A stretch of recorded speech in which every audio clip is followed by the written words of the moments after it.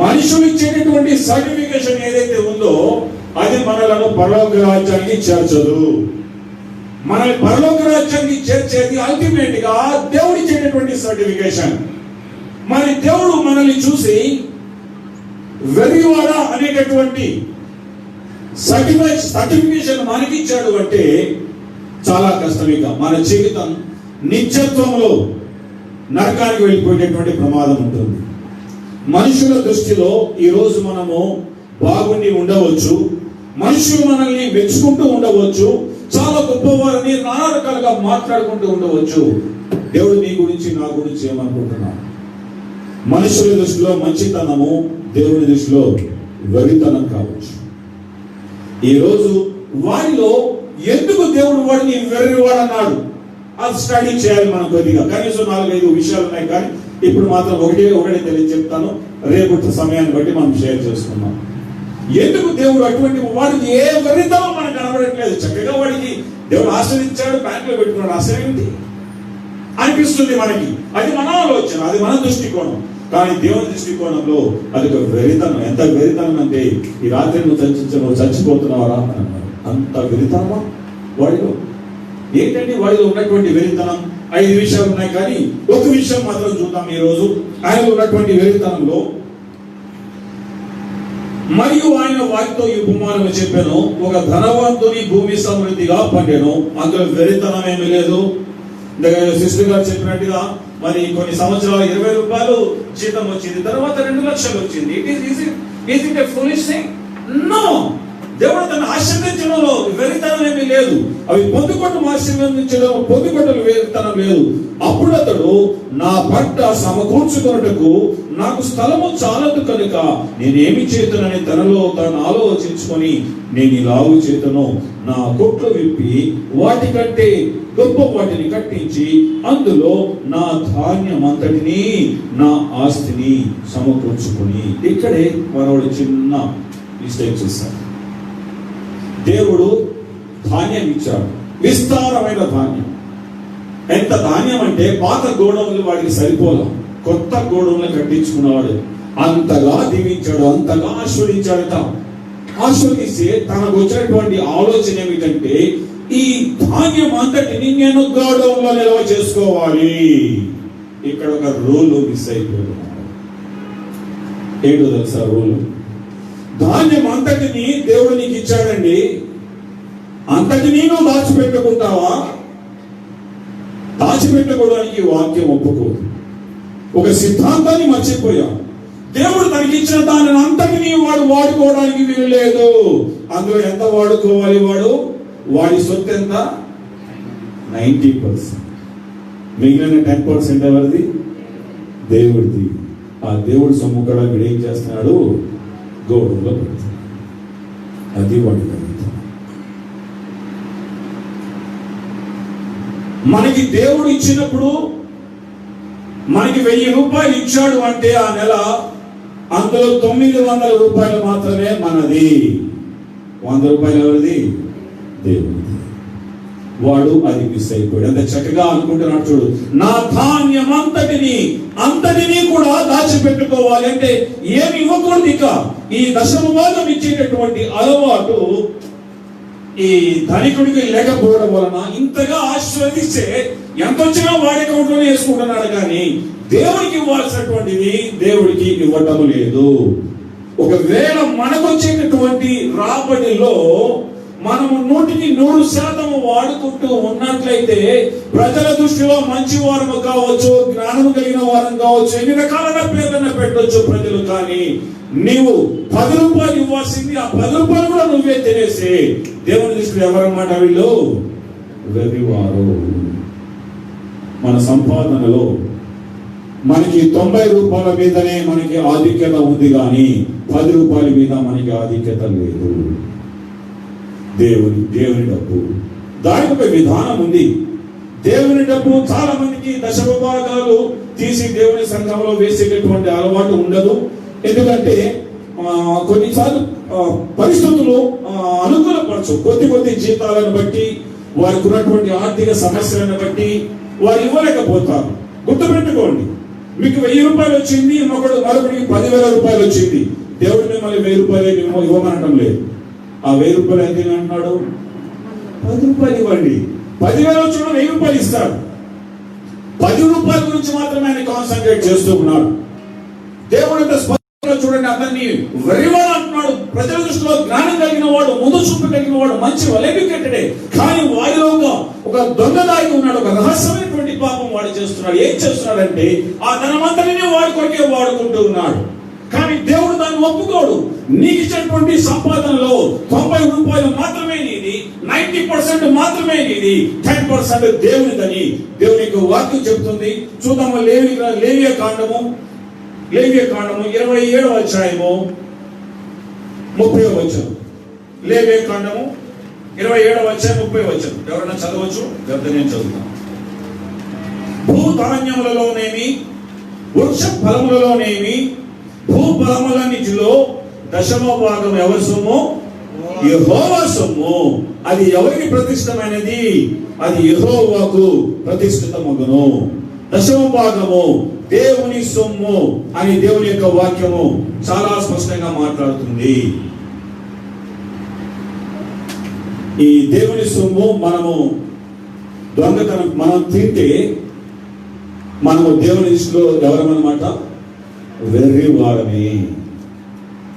దేవుడు అతన్ని వెర్రివాడు అనడానికి కారణం ఏంటంటే 10వ భాగము చాలా స్పష్టంగా చెబుతున్నాడు, అది యెహోవా సొమ్ము, అది యెహోవాకే ప్రతిష్టమవుతుంది. యెహోవాకి వాడు దేవునికి ఇవ్వాలి. వాడు పాత నిబంధన కాలంలోనే ఉన్నాడు, ఇంకా యేసయ్య చనిపోలేదు. ఇంకా ఆ 10వ భాగం అంతా తీసుకున్నాడు. ఏమనుకోవాలంటే నాకు సమృద్ధి అయినటువంటి పంట ఇచ్చాడు, ఇందులో 10వ భాగము నేను దేవునికి ఇచ్చి 90% నేను నిల్వ చేసుకుంటాను అని అనుకోవాలి మనసులో వాడు. కానీ అది అనుకోకపోవడాన్ని బట్టి దేవుడు అంటున్నాడు కదా, వాడు వెర్రివాడు, నా సొమ్ము కూడా వాడే వాడేసుకుంటాడు, నా సొమ్ము కూడా వాడే తినేస్తాడు. కాబట్టి దేవుని దృష్టిలో వాడు వెర్రివాడు. మరి 10వ భాగము ఓకే దేవునిదండి. ఈ రోజు నెల జీతం రాగానే తీసి పక్కన పెడతాము. 10వ భాగం దేవునిది. దేవునికి ఎలా ఇవ్వాలి? చాలా మంది మన ఇష్టానుసారంగా ఖర్చు పెడతారు. 10వ భాగముని మన ఇష్టానుసారంగా ఖర్చు పెడతారు. అంత సొమ్మాలు దానం చేసినట్టుగా ఉంటుంది ఈ వ్యవహారం. ఒక క్రమం పెట్టాడు దేవుడు. 10వ భాగం తీయాలి, అది దేవుని సొమ్ము. దేవుని సొమ్ము ఎక్కడికి వెళ్ళాలి, ఎలా వెళ్ళాలి అనేది కూడా దేవుడు చాలా స్పష్టంగా వాక్యంలో వ్రాయడం జరిగింది. అది అసలు ఎవరి దొమ్మంట చూడండి. సంఖ్యాకాండము 18వ అధ్యాయం, సంఖ్యాకాండము 18వ అధ్యాయము 21వ వచనం. సంఖ్యాకాండం 18:21. ఇదిగో లేవీయులు చేయు సేవకు అనగా ప్రత్యక్ష గుడారం యొక్క సేవకు నేను ఇశ్రాయేలీయుల యొక్క 10వ భాగములన్నిటినీ వారికి స్వాస్థ్యముగా ఇచ్చితిని. ఇశ్రాయేలీయులు చాలను. ఇదిగో లేవీయులు చేయు సేవకు.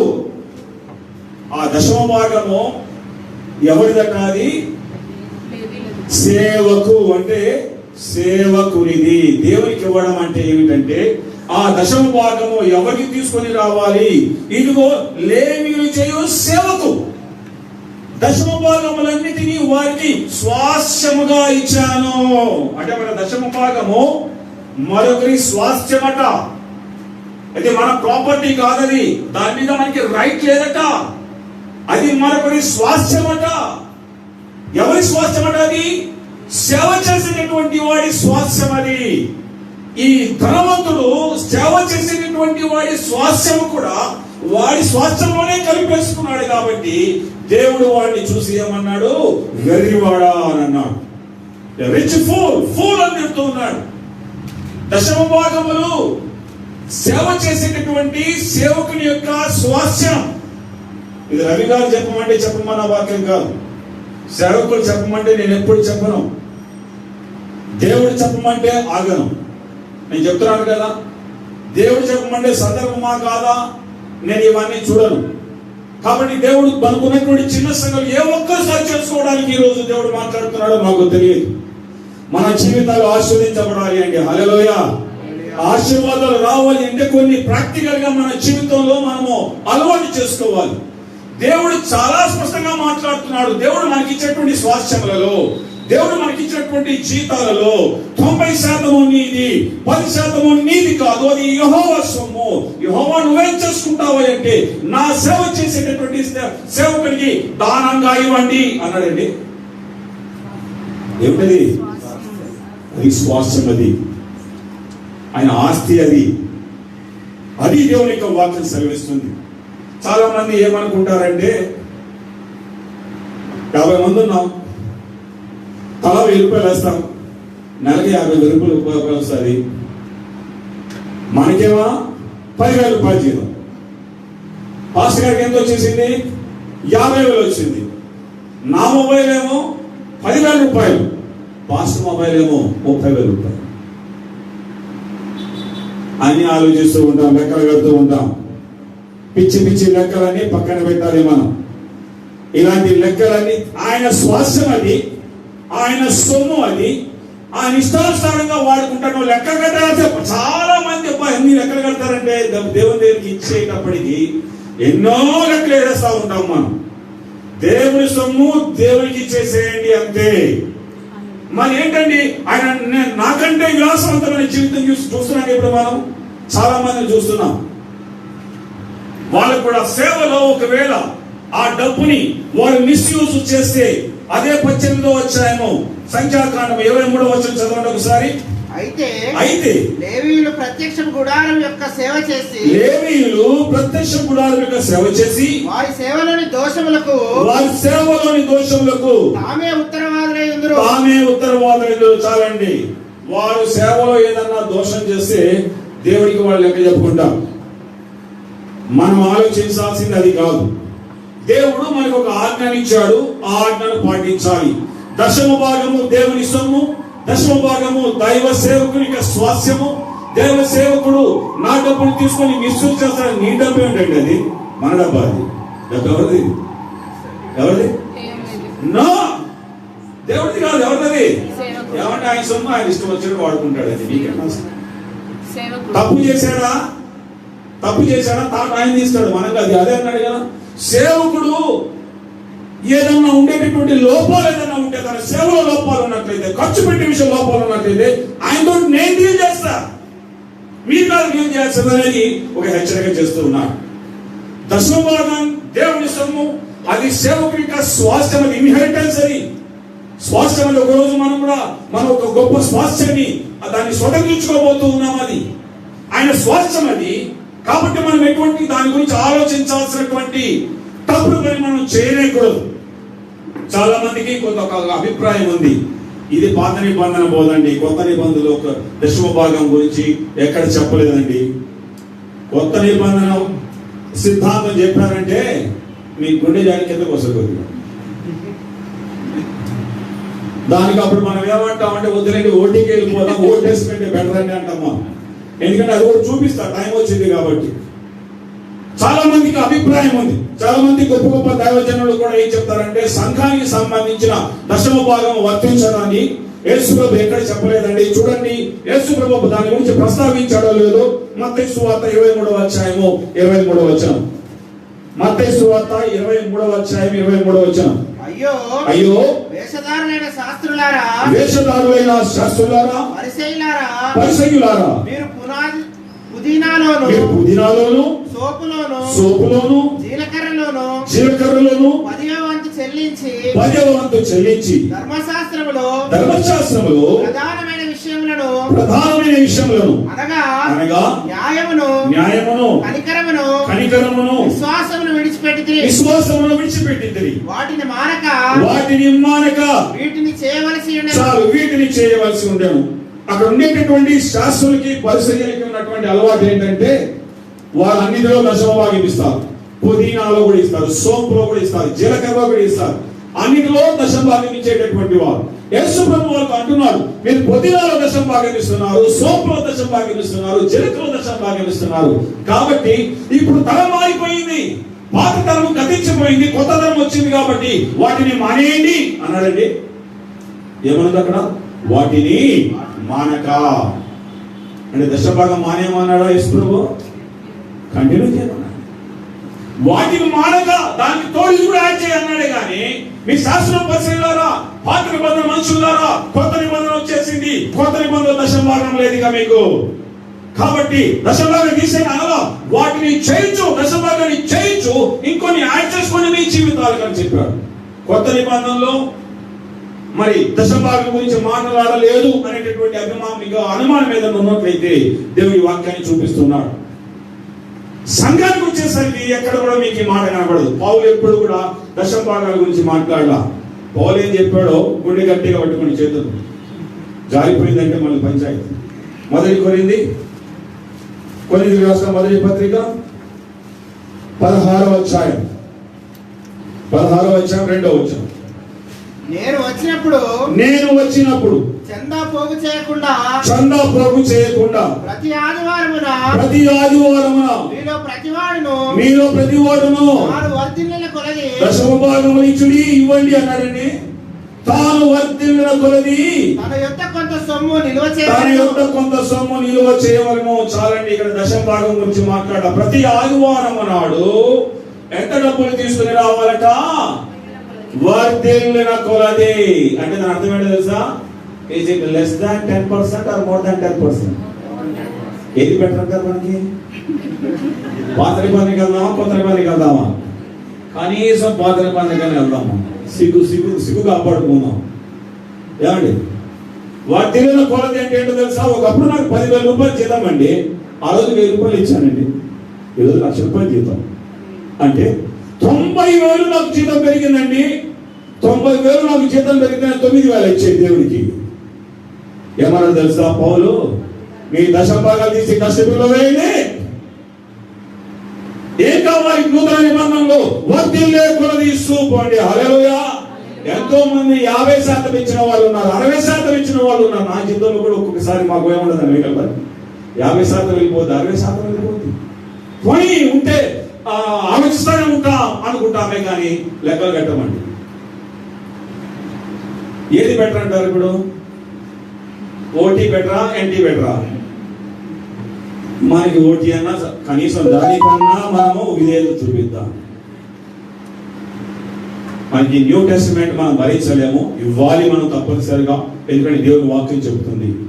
దశమ భాగం కాదు, మీరు ఆదివారాలు వచ్చినప్పుడు దశమ భాగాలు కాదు తీయాల్సింది. అదే పాత నిబంధన. ఇప్పుడు ఏంటో తెలుసా? దేవుడు తన కుమారుని యేసయ్యను మీకోసం ఇచ్చాడు రా. ఆయనకి ఏమిస్తే అది రుణం తీరుతుంది. నో. కాబట్టి ఏం చేస్తారంటే దేవుడు ఎంతగా ఆశీర్వదిస్తూ ఉన్నాడు అంతగా మీరు ఇస్తూ పోండి. హల్లెలూయా. ఏం సిద్ధాంతం పెట్టాడండి పౌలు? ఇస్తున్నాము మనం, తీస్తున్నాము మనం. దశమ భాగాన్ని మనం తీయాలి. పాత నిబంధన చెప్పేది అదే, క్రొత్త నిబంధన అయితే మనం మాట్లాడుకోవడం మంచిది. కానీ పాత నిబంధన మన పాతలో ఎవరికో బాగా చెప్పేద్దాం దేవుడు, పర్లేదు, నో ప్రాబ్లం. మేము చాలా పాత మనుషులమయ్యా అని చెప్పేసి కొట్టేద్దాం, 10 రూపాయలకి ఇచ్చేసేద్దాం. ఇప్పుడు ఏంటంటే మొట్టమొదటి పాయింట్ ఏంటంటే వాడి వెరివాడ అని అనిపించుకోవడానికి గల కారణం ఏంటంటే వాడికి వచ్చిన ధాన్యం అందరినీ కొట్లో వేసుకున్నాడు అనుకున్నాడు. దేవునికి వాసింది దేవుడు. ఆ రోజుల్లో అంటే దశమ భాగమే. అప్పుడు ఇంకా సంఘం అనేది ప్రారంభం కాలేదు కాబట్టి కేవలం దశమ భాగానికి వాడు స్టిక్ అయి ఉన్నారు. స్టిక్ కాలేదు వాడు. అందుకే దేవుడు వెర్రివాడు అంటున్నాడు. ఈ రోజు నేను వెర్రివాడు అనడా? ఇకపోతే వాడు ఊరుకుంటాడా? ఏమైనా ఆ రోజు నన్ను వెర్రివాడా ఉన్నావు, ఇది ఇంతమంది వెర్రోలు కూర్చున్నారు వాళ్ళు అనవా అని అడుగుతాడా లేదు దేవుడు? అడుగుతాడు. మనం ముందుగా దశమ భాగము అది ఎవరి సొమ్ము, అది ఎవరి స్వాస్థ్యమో? సేవకుని స్వాస్థ్యం. ఆయన ఇష్టం వచ్చినట్టు ఖర్చు పెట్టుకోనివ్వండి, ఆయన తాను దేవుడు తీస్తాడు. మీరు ఏ మందిరానికి వెళ్ళినా, ఏ సేవకుని గురించినా మీరు ఇలా ఖర్చు పెడుతున్నారు, అలా ఖర్చు పెడుతున్నారు, లెక్కలు అడగబాకండి. లెక్కలు అడిగేవాడు ఉన్నాడు, ఆయన చూసుకుంటాడు. ఈ కొత్త నిబంధనలో సిస్టమ్ మారిపోయింది. దశమ భాగం లేదు. కొత్త నిబంధనలో అభివృద్ధి చెందే కొంది ఇస్తూ పోవాలి. కొంతమంది గురించి నేను వింటుంటాను, 90% ఇస్తారట. మరి కోల్గేట్ గురించి అలా చెప్తుంటారు. నిజం అబద్ధం నాకు తెలియదు కానీ కోల్గేట్ అతను 90% ఇస్తాడట, 10% ఉంచుకుంటాడట. అది నూతన నిబంధన గివింగ్ అంటే, న్యూ టెస్టిమెంట్ గివింగ్ అంటారు. ఇప్పుడు రెండోది ఏంటంటే ఒక సమస్య ఉంది దశమ భాగం దగ్గర. దీని మీద మన పెత్తనాలు ఎక్కువ. అందుకే అన్న సోమొకటిది. ఈ దశమ భాగం ఎలా తీయాలి చూడండి. యెహెజ్కేలు గ్రంథం 44వ అధ్యాయం. రవి గారు ఇబ్బంది పడుతుంటారని నాకు తెలుసు, కానీ ఇది దేవుడు చెప్పమన్న మాట. సార్ ఇది మీరేదో నన్ను చెప్పమంటే చెప్పేది కాదు, మరి దేవుడు చెప్పమన్నాడు కాబట్టి మీకు కష్టమైనా దయచేసి వినాల్సిందే. 44వ అధ్యాయము 30వ వచనం. 44వ అధ్యాయం 30వ వచనం. మీ ప్రతిష్ఠిత అర్పణలన్నిటిలోనూ తొలిచూలు వాటన్నిటిలోనూ చివరివి మొదటి ఉందా మీ బైబిల్లో? కానీ అందరి బైబిల్ అలాగే ఉందా? మరి నా బైబిల్ చివరిది అన్నటువంటి చాలండి, అక్కడ దొరికిపోయింది మనకి. మొదటివి ప్రథమ ఫలములన్నిటిలోనూ మొదటివి మావ్యమును యాజకుల వలన. అది ఏంటి చాలా భిన్నంగా ఉంది నా బైబిల్లో. మొదటివి దశమ భాగంలో మొట్టమొదటిది అంటే యాజకునిది. జీతం అన్ని 10,000 రూపాయలు వచ్చిందండి. కిరాయి ఇంతకుముందు పిన్నుతో వచ్చేది కదా, ఆ పిన్నులో వచ్చి కిరాయి 3,000 అంత తీస్తాం. పాలోడు వాడు వీడు అంత పోయిన తరువాత ఇంకేముండదు, ఆ పిన్ని దగ్గర ఉంటుంది. ఆ పిన్ ఉంటుంది కదా, ఆ కూరగాయలు కానీ మటన్ కానీ చికెన్ కానీ అన్ని తీసి పక్కన పెట్టేసేసి ఇప్పుడు చర్చికి వాళ్ళు కదండి, ఏముండదు, ఆ పిన్ ఉంటుంది. ఆ పిన్ను తప్పించి ఏముండదు. అందుకని దేవుడు ఏం చెప్పాడంటే రాగానే ఏం చేయమన్నాడు, ముందు దశమ భాగం తీసేయాలి. మాకు జీతం రాగానే ముందు చేసేపోవాలి. మనకు ఉంటే ఉంటుంది, లేకపోతే లేదు. పచ్చడేసుకుంది నా నష్టం ఏంటి? యాజకునిదట. హలో, ఎవరు సొమ్ము తింటున్నాం మనం? యాజకునిదట. అందుకనే దేవుడు చాలా కండిషన్ పెట్టాడు. ఏమని? ముందుగా దశమ భాగం తీ. ఈ రోజుల్లో అందరికీ బ్యాంక్ పేమెంట్ కదా, హ్యాండ్ పేమెంట్ వచ్చిన వాళ్ళు కూడా ఆ రోజు జీతం రాగానే లెక్క పెట్టి పక్కన పెట్టేసి డబ్బాలో పెట్టేసాయి. నో ప్రాబ్లం, వారం ఇచ్చేసాయి. ఒకవేళ వారం జీతం అయితే, నెలకోసారి జీతం అయితే తీసి డబ్బాలో వేసేసాయి. నెక్స్ట్ కమింగ్ సండే రాగానే తీసేసి ఆలోచించకుండా డబ్బాలో వేసేసి ఇక్కడ ఈ యొక్క ఆఫరింగ్ బాక్స్ లో వేసేసాయి. అదే మీకు ఆన్లైన్ పేమెంట్ లేకపోతే బ్యాంక్ పేమెంట్స్ ఉన్నాయి, తీసేసేయండి పక్కకి. ఆన్లైన్ ఫెసిలిటీస్ ఉంటే పంపించేసేయండి. ఏదో పేస్ ఉన్నాయి కదా, గూగుల్ పే ఉన్నాయి కదా, అందులో పడేసేయండి. ముందు ఆ మొట్టమొదటి భాగం తీసి ఆ అకౌంట్ లో వేసేసి. వాక్యం చెప్తున్నాను, నేను చెప్పండి. మొట్టమొదటిగా వేయాలి, లేకపోతే మిగిలేదు ఏముండదు. ఆ పిన్ను తప్పించి ఏమీ కదండి. ఇప్పుడు పిన్నులు కూడా పెట్టాలి, రబ్బర్ బ్యాండ్లు పెడుతున్నారు. బాగానే మీకు మిగిలేదు రబ్బర్ బ్యాండ్, అది డ్యూటీ వేసుకోవడానికి తప్ప దేనికి పనికిరాదు. ఇక్కడ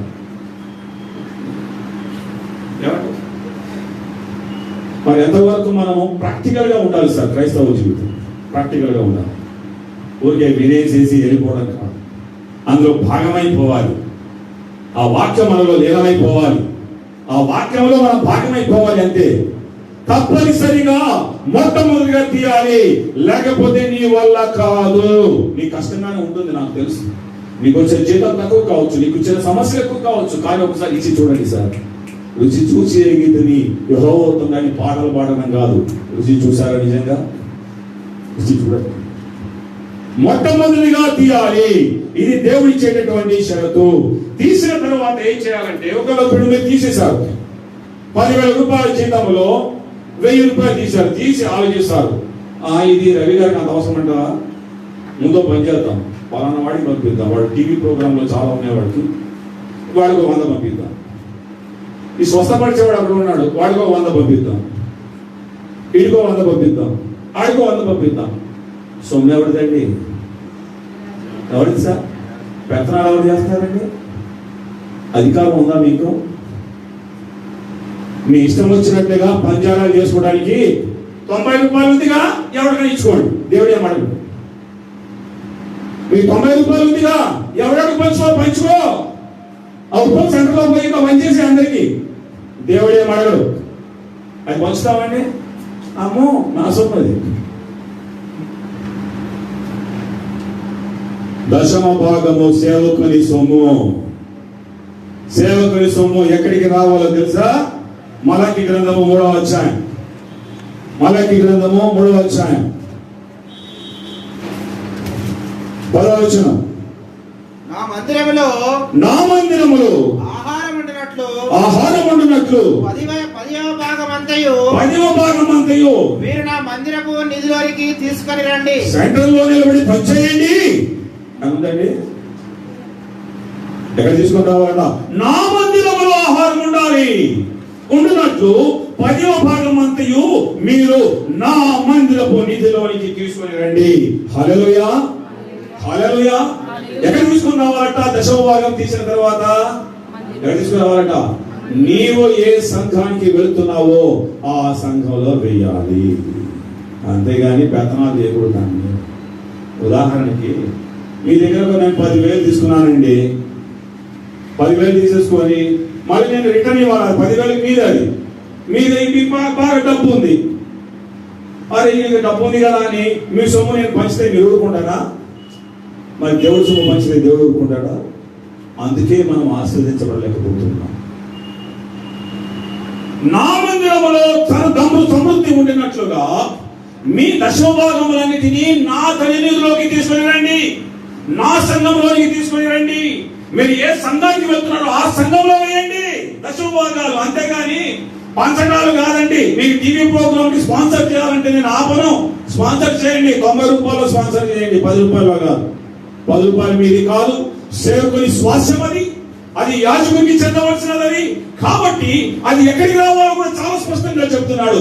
నా మందిరంలో సమృద్ధి ఉండినట్లుగా, నా మందిరంలో ఆహారం ఉండినట్టు 10వ భాగము అంతయు. కొత్త అన్నాడండి ఎక్కడ ఎవరి బైబిల్లోనన్నా? 10వ భాగము అంతా కూడా నా మందిరపు ధననిధిలోనికి తీసుకొని రండి. అంటే మొత్తం తీసుకొని రావాలి. అంతేగాని కొంత తీసుకుని వచ్చి కొంత పంచడం అనేది జరగకూడదు. పంచడానికి వీలేదు. అది 50,000 ఉండని, 1,00,000 రూపాయలు 10వ భాగం ఉండని ఆలోచిస్తూ ఉంటాం. దీనికి 1,00,000 రూపాయలు అవసరమా? అంటే మీరు ఏ సంఘానికైనా వెళ్తూ ఉండవచ్చు. 1,00,000 రూపాయలు అవసరమా? ఆలోచించకూడదండి. అది 1,00,000 రూపాయలైనా ఎంతైనా సరే ఆ 10వ భాగము దేవుని సన్నిధిలో తీసుకుని రమ్మని అంతా తీసుకుని రండి. 10వ భాగం అంతా నా యొక్క మందిరంలో ఉండాలి. నువ్వు ఏ మందిరానికి వెళ్తున్నావో ఆ మందిరంలో నీ 10వ భాగం అంతా వేయాలి. అంతే తప్పించి కొంత నీ చేతిలో పెట్టుకొని నీ పెత్తనాలు దాని మీద నడవదు. నీ పెత్తనాలు దాని మీద నడవదు.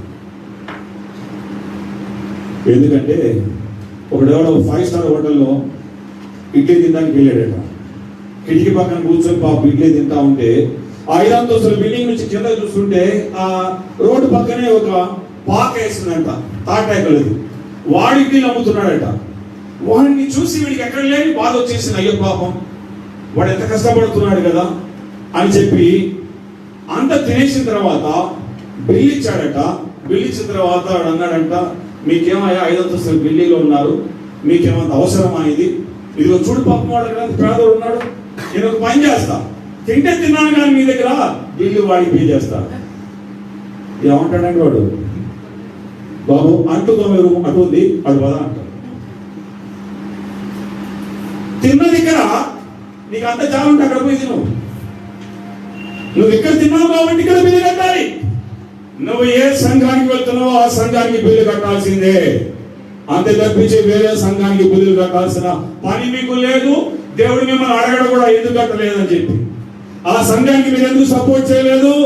వాడు పేదవాడు కదా, మీ దైవజనుడు గొప్పవాడు కదా, మరి ఎందుకు మీరు అలా చేస్తున్నారని దేవుడు మిమ్మల్ని లెక్క అడగడు. ఎందుకంటే ఈ బైబిల్ రాసింది ఆయనే కాబట్టి, ఆయన తెలుసు కాబట్టి. 10వ భాగాన్ని తప్పనిసరిగా మనం తీయాలి. మొట్టమొదటిగా తీసేయండి దయచేసి. తర్వాత డబ్బులు మిగలవు మనకున్నటువంటి ఖర్చులను బట్టి.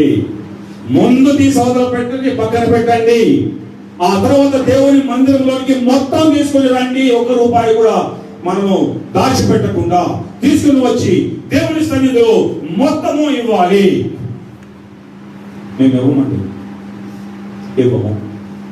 అయితే నేనెవరండి ఏమని చెప్పడానికి? నేను చెప్తూ ఊరుకుంటాను. మీరు ఇవ్వని వాళ్ళని దేవుడు ఒక మంచి పేరు పెట్టాడండి. ఏం పేరు పెట్టాడు తెలుసా? 8వ వచనం. అదే మలాకి గ్రంథము 3వ వచనం 8వ వచనం. మానవుడు దేవుని యొద్ద దొంగిలునా అయితే మీరు నా యొద్ద దొంగిలితిరి. దేని విషయంలో మేము నీ యొద్ద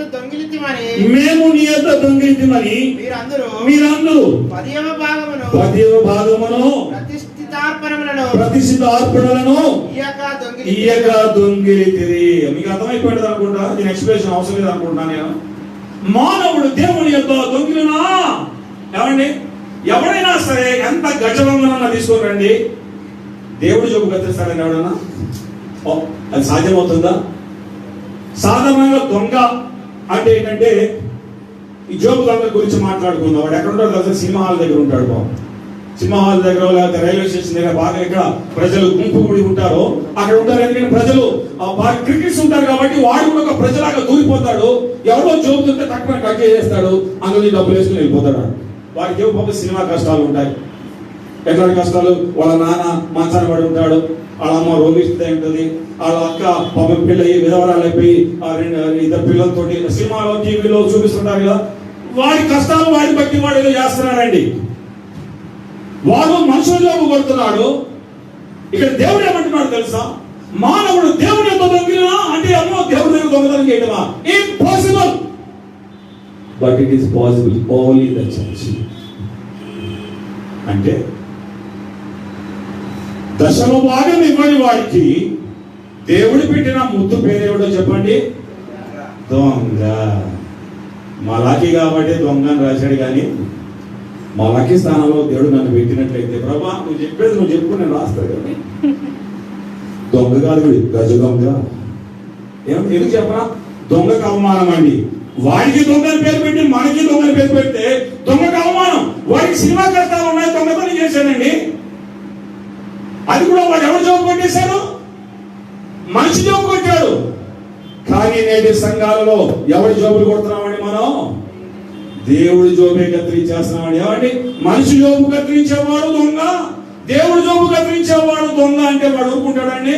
అరే నువ్వు నాకంటే టాలెంట్ లేదురా బాబు, నేను ఎప్పుడు జోబు మీ జోబులు కొట్టాను కానీ ఈ దేవుడి జోబు ఎప్పుడు కొట్టలేదు. అబ్బో నాకంటే టాలెంట్ రా బాబు, అయ్యా నువ్వు నా గురువు అయినా అంటాడు. అని తెలియదు మనలో దొంగలు ఉన్నారండి. లేకపోతే మన దగ్గరికి వచ్చేస్తాడు ట్రైనింగ్ కూడా. I do not know why God told me to speak on this. మనుషుల దృష్టిలో చలామణి అయిపోతూ ఉన్నాం బాగానే. ఒక విషయం గుర్తుపెట్టుకోండి, మర్చిపోవద్దు. ఇప్పుడు దేవుడు మనల్ని ఆశీర్వదించినప్పుడు, దేవుడు మనల్ని బహుగా దీవించినప్పుడు మన లివింగ్ స్టైల్ కాదు పెరగాల్సింది, మన గివింగ్ స్టైల్. రేపు మాట్లాడదాం కొన్ని విషయం. ఈ రోజుకి మాత్రము దేవుడు మనకి ఇచ్చేటటువంటి మొట్టమొదటి వాక్యం తెలుసా? వాడిని ఎందుకు వెళ్ళివాడన్నా తెలుసా? ఆస్తి అంతటినీ సమకూర్చుకుంటా. ఏమండి ఇప్పుడు చెప్పండి, మనలో దొంగలు ఉన్నారా లేదా? చేతులతో పక్కన లేదు. వద్దు, మీ సిగ్గు తీటున్న అభిమతం కాదు. ప్రాక్టికల్ క్రిస్టియన్ లైఫ్ లోకి మనం రావాలి. హల్లెలూయా. అది నా అభిమతం. దశమభాగంలో ఎంత చేయాలండి దేవుడి సంఘంలో? అందులో మళ్ళా ఏమైనా ఉందా? పిక్ పాకెటింగ్ ఏమైనా ఉందా? ఇప్పుడు చెప్పండి. మనం అనుకుంటాం కదా చచ్చిపోయిన తర్వాత ఇలా ఊపుకుంటూ వెళ్ళిపోతూ ఉంటాం. మనకి స్వర్గమే, ఎందుకంటే మనం బీబీసీ నుంచి వచ్చాం కదా, మనకి గ్యారంటీ స్వర్గం అని వెళ్ళిపోతూ ఉంటాం. మనం వెళ్ళిపోతూ ఉంటే వెనకాల నుంచి మ్యూజిక్ వస్తాడు, దొంగ దొంగ దొంగ. ఇది తెలియదని ప్రభా నేను వచ్చేసానంటే వెనకాల మ్యూజిక్ కనపడలేదా నీకు? జాగ్రత్త, ఆ మ్యూజిక్ నువ్వు వెళ్ళేటప్పుడు ఆస్తాడు. అప్పుడు నవ్వండి కదా. దేవుడు ఒక మాట చెప్పాడు అంటే దానికి మనం కట్టుబడి ఉండాలి. యేసయ్య చెప్పిన మాట, వాటిని మానక వీటిని చేయాలి. అన్ని సబ్జెక్ట్స్ ఈజీగా ఉంటాయి సార్. సైన్స్ ఈజీ, ఏది మన English easy, Telugu easy, Hindi easy. ఒకే ఒక సబ్జెక్ట్ టఫ్. ఏంటది? మందిరంలో కూడా అదే టఫ్, చాలా టఫ్ సబ్జెక్ట్ అండి. పాస్టర్ గారు అయితే దీని మీద ఎప్పుడు మాట్లాడరు, గ్యారంటీ వేస్తాను. ఎందుకంటే పాస్టర్ గారు చెప్తే ఈయనేదో మా డబ్బులు వెనకబడ్డాడు అని అనుకుంటారు మీరు. ఏ సంఘానికి వెళ్ళినా పాస్టర్ గారు నాకు తెలిసి ఎవరు చెప్పరు. ఎందుకో దేవుడు చాలా చాలా చాలా బలంగా నాకు ఈ వాక్యం ఇచ్చాడు. నేను పిచ్చిగా ఊరికే ఆ బ్రదర్ మీకు పిలిచారా నేను వచ్చేస్తున్నాను రానండి. నేను అంతా ఉపవాసంలో ఉండి తయారు చేసినటువంటి మెసేజ్. పిచ్చిగా నేను ఇక్కడికి రాలేదు, ఎవరిని ఉద్దేశించి మాట్లాడలేదు. మన యొక్క లివింగ్ స్టైల్ కాదు పెరగాల్సింది, మనం జీవించడం ఎవరికి ఇస్తున్నామండి? ఎంత ఇచ్చినా తక్కువ వేశారు మనకి.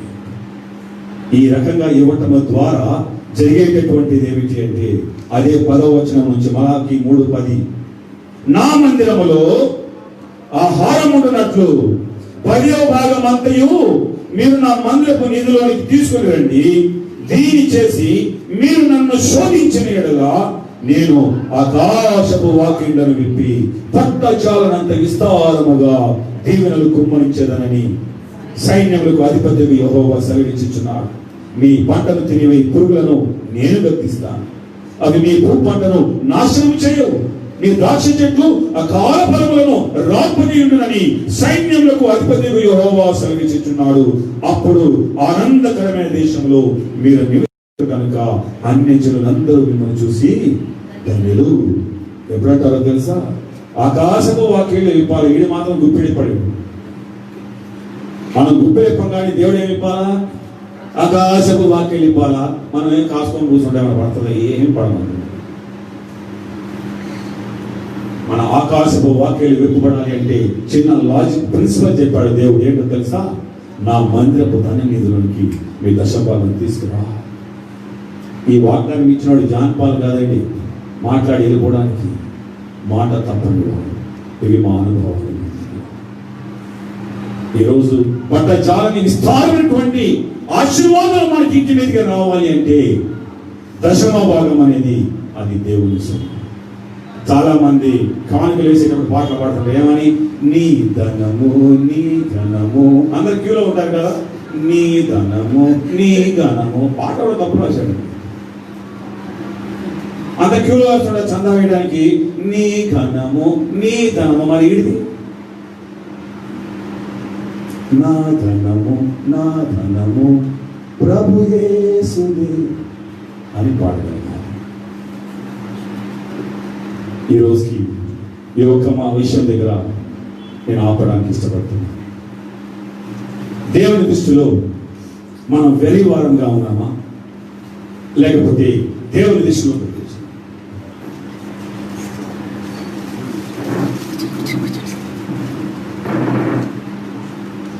ప్రజల దృష్టిలో మనమందరం కూడా చాలా బాగా ఉండవచ్చు. మన సంఘంలో కూడా మనల్ని చూసి మంచి విశ్వాసాన్ని టెస్టిమనీ ఇవ్వచ్చు. కానీ దేవుడు మనల్ని చూసి టెస్టిమనీ ఇవ్వాలి. ఒకవేళ ఇక్కడ అటువంటి వెర్రి వాళ్ళము మనం ఎవరైనా ఉన్నట్లయితే ఈరోజు మనలో పరీక్ష చేసుకున్నాం. ఎందుకు వాడిని వెర్రి వాడన్నారో తెలుసా? వాడికి వచ్చినటువంటి రాబడి అంతటిని వాడి కొరకే వాడుకోవాలి అనుకున్నాడు కాబట్టి వాడిని వెర్రి వాడాలి. ఒకవేళ మీకు వచ్చే రాబడి తక్కువనేనండి, పర్వాలేదు. 10 రూపాయలు అడుగుతున్నాడు ఆయన, 10 రూపాయలు అడుగుతున్నాడు. నీకు వచ్చి నాకు వచ్చేది 100 రూపాయలు అండి. 100 రూపాయలు మాట్లాడలేదుగా. ఆ 10 రూపాయలు 100 రూపాయలు 10 రూపాయలు ఇస్తే మీకు అమౌంట్ దశభాగం అని దాన్ని తీసి మనం పక్కన పెట్టాలి. పంజారాలు చేయబాకండి. మీకు అంతగా పంచాలి అనుకున్నట్లయితే మీరు అక్కడ ఉప్పల్లోకి వెళ్ళి ఒక సంచులు వేసుకొని మీ 90 రూపాయలు మీరు పంచవచ్చు. దేవుడు దాని గురించి ఎవరిని ఏం అడగడు. నేను పేర్లు చెప్పను కానీ కొంతమంది వాళ్ళకి వీళ్ళకి పంపిస్తూ ఉంటాను. ఆయన పెద్ద సేవ, పెద్ద మినిస్ట్రీ, పెద్ద డబ్బు అవసరం ఉంటుంది అని చెప్పి వాళ్ళకి పంపిస్తుంటారు. పంపించండి, తప్పులేదు. 10వ భాగంలో కాదు, అది మీ యాజకుని సొమ్ము, అది మీ యాజకుని స్వాస్థ్యము, మీ సేవకుని స్వాస్థ్యము.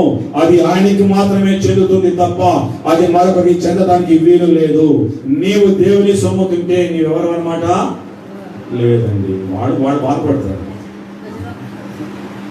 ఆ దొంగ బాధ పెట్టద్దు. మనము దేవుని సొమ్ము వాడు మామూలు మన సొమ్ము తింటున్నాడు. ఆడికి చేత కాదు దేవుని సొమ్ము తిన్నాడు. అది క్రైస్తవుడు ఒక్కడికి చేత. దేవుని చెప్పు కొట్టేది మా అక్కడికి చేత, దమ్ము మా అక్కడికి ఉంది. జాగ్రత్త. గజ దొంగలు ఎవరైనా ఉన్నట్లయితే చేతులు జోడించి చెప్తున్నా, ప్రభా ఈ రోజు మేము వెర్రి వారం కాదయ్యా అని చెప్పగలగాలి. హల్లెలూయా, హల్లెలూయా. మనమందరం వెర్రి వారంగా ఉండకుందుము గాక. తలలు వంచని ప్రార్థన చేసినప్పుడు చాలా టైం ఉంటుంది. తలలు వంచని ప్రార్థన చేసుకుందాం. ఒకసారి పరీక్ష చేసుకోండి. అనేక సంవత్సరాలుగా దేవుని సంఘానికి వస్తున్నావుగా. లెక్కల సబ్జెక్ట్ కొద్దిగా టఫ్గా ఉందా నీకు? ఈరోజు దేవుడు దాన్ని ఈజీ చేస్తాడు. నీ లెక్కలు సెట్ చేస్తాడు. ఏం బాగుతున్నావు చెప్పు. ఈ 10వ భాగం కూడా నువ్వే తినేసి ఏమైనా ఆశీర్వాదం వచ్చిందా? ఎక్కడ వేసిన గొంగలు అక్కడే లేదా నీ జీవితం? నీ కుటుంబాలు ఎందుకు ఆశీర్వాదం లేదో తెలుసా? దేవుని సొమ్ము తినేస్తున్నావు. దేవుని సొమ్ము దేవునికి ఇచ్చింది. ఆయన ఏమంటున్నాడో తెలుసా? నా మందిరంలోనికి నువ్వు దశభాగం తీసుకుంటున్నావు, నీ ఇంటిని నేను నింపుతాను, ఆకాశపు వాక్యాలను నేను నింపుతాను. అది నా సేవకుని స్వార్థం. అది నా మందిరానికి మాత్రమే రావాలి. అది మొత్తము రావాలి. అది మొదట రావాలి. అది చివరిలో కాదు, మొట్టమొదటే రావాలి. అది నువ్వు తీసుకొని రాగలిగితే ఆకాశపు వాక్యాలను పెట్టి నేను నిన్ను ఆశీర్వదిస్తాను. నేను ఈరోజు ఎవరిని చేతులు ఎత్తమని అడగను. మీ హృదయాలను మాత్రమే ఈరోజు పైకెత్తండి. ప్రభువా, ఇన్ని రోజులు నేను దొంగలాగా జీవించాను, గజ దొంగలాగా జీవించాను, మీ జోబునే కొట్టేశాను. ఈ రోజు నుంచి మీ జోబు నేను కొట్టాను ప్రభువా అన్నటువంటి నిర్ణయం మీరు తీసుకోగలిగితే మీ పొలానికి పట్టినటువంటి పురుగుల్ని ఆయన చూసుకుంటారు. ఎక్కడి నుంచి మీకు నష్టాలు వస్తున్నాయో ఆ నష్టాలన్నిటినీ ఆయన చూసుకుంటాడు. ఆ నష్టాలన్నిటినీ దేవుడు మీ కొరకు ఆశీర్వాదాలుగా చేస్తాడు. డీల్ ఏంటో తెలుసా? జస్ట్ 10%, 10%. ఎంత మంచి డీల్ దేవుడు ఇచ్చాడు. ఈ అవకాశాన్ని సద్వినియోగం చేసుకొని మన కొరకు దాచి ఉంచిన ఆశీర్వాదాలని మనం పొందుకున్నాం. ప్రభువా మీకు స్తోత్రం. మరి ఎవరితో మాట్లాడుతున్నారో నాకు తెలియదు, సందర్భం కాదు కదా అని చాలా మంది అనుకున్నట్టే నేను అనుకుంటున్నా. మేము అనుకుంటాం ప్రభా, మనుషులకు కదా పిచ్చి పిచ్చిగా అనుకుంటూ ఉంటాం. కానీ ఏ సమయంలో ఎవరితో ఏ మాట మాట్లాడాలో మీకు తెలుసు. చాలా మంది వెర్రి వాళ్ళు ఎవరైనా ఉన్నారేమో ఇక్కడ, వాళ్ళతో మాట్లాడడానికి మీరు ఇష్టపడుతున్నారు. అందరిని బట్టి మీకు వందనాలు తెలియజేస్తున్నాను. నిజమే ప్రభువా, ఏదో కాసేపు ప్రార్థన, కాసేపు వాక్యం, ఏదో మందిరానికి వెళ్ళి రావటం, ఇది మేము చేసే పద్ధతి. కొన్ని ప్రాక్టికల్ విషయాలు వచ్చేసరికి ఆ విషయాల్లో మేము ఫెయిల్ అవుతూ ఉన్నాం. దాన్ని ఈరోజు మేము ఒక జ్ఞాపకం చేసినందుకు మీకు ఇస్తున్నాం. ప్రభువా, ఎవరైనా మీ జోబు కొడుతున్న వారు ఎవరైనా ఉన్నట్లయితే వారితో మాట్లాడండి, వారిని క్షమించండి. మరొక అవకాశాలు ఇవ్వండి, ఒక తెగింపునివ్వండి.